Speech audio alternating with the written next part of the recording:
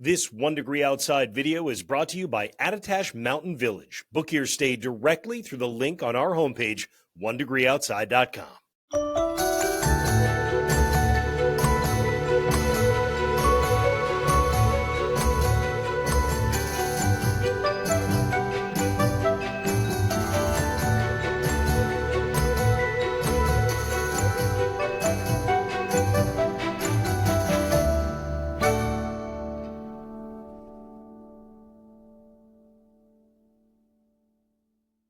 Well, this is your Friday Insights. 2 areas of snow to highlight across the country over the last couple of days. Sierra Nevadas, measuring it in feet, and the Great Lakes, lake effect snow bands, very localized, measuring it in feet as well on the east side of Lake Ontario and Erie too. We've gotten into some of the action here in New England. Most of this fell Wednesday night into Thursday, but the Berkshires, up the Green Mountains, northern New Hampshire, and northwest Maine, snow guns blasting too over this weekend. So snow lovers and those heading out on the slopes and the trails, you're bundled up, you are good to go. Now, I do want to answer a question about the drought monitor. The most exceptional areas of drought are across southwest Texas. But for us in New England, some of you have said, why are we still in a severe to extreme drought in southern New England? And the answer, we've talked about this before, the drought monitor gets updated every Thursday morning, but it takes into account precipitation from Tuesday to Tuesday. This week we had it Wednesday into Thursday. So next week's update will be important because these areas of drought are going to improve substantially with the daily record rainfall we had and the widespread 1 to 3 inches of precipitation. So there you go. Now, expansive high pressure is building in from the Great Lakes down to the Mid-Atlantic. That's our key weather player this weekend. Storm center in the central United States, stormy pattern out west with some rain, wind, and elevation snow already spreading in.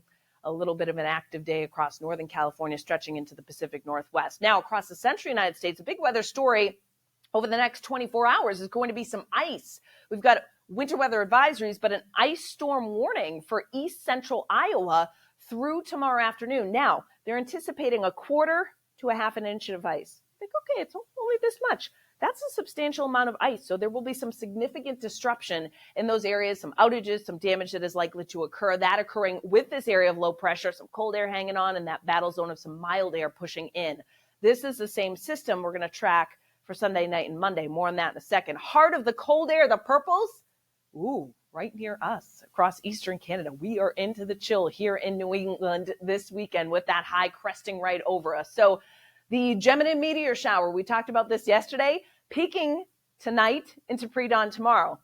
If you dress appropriately, you may be able to see some shooting stars. So get out there away from some of the light pollution. Don't look at the cell phone. You may be able to catch some tonight. Let us know if you do. Now, our Saturday, bright, beautiful looking day, still chilly. Sunday, clouds increase, a lighter wind. Temperatures still running in the 20s and 30s. Here we go. Snow, some ice, some rain by Sunday night. Watch what happens. This has been the overall theme. That dry air is hanging on. So we may get some showers in far southwestern New England, but then they kind of fall apart with a lot of the moisture missing us to the south. So we'll watch that closely. But Monday looks like a fairly quiet day. The highest chance of any precipitation would be across southwestern New England. Now, by Tuesday, we're ahead of a cold front. We get mild, and that's the greater chance of more widespread precipitation, likely in the form of rain. May start as a brief touch of some wintry mix before changing over in northern New England.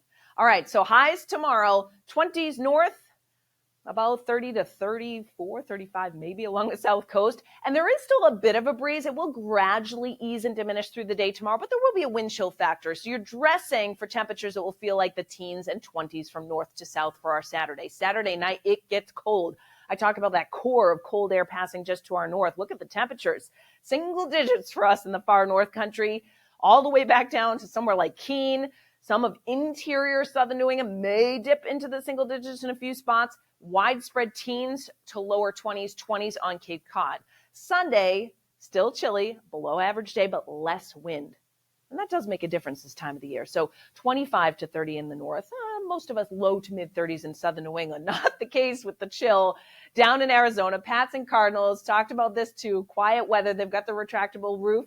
Don't need it. Light wind. Temperatures around 70, cruising back into the 60s. No weather issues for the Pats as they take on the Cardinals down in Arizona. Now, Sunday night here at home, we're in the teens and 20s again, but the clouds increase. Monday, 30s north, 40s south, so a little bit milder as that wind shifts around. Again, greatest chance of precipitation, southwestern New England and along the south coast. We'll watch that for you. Tuesday, we actually jump into the 50s ahead of that cold front.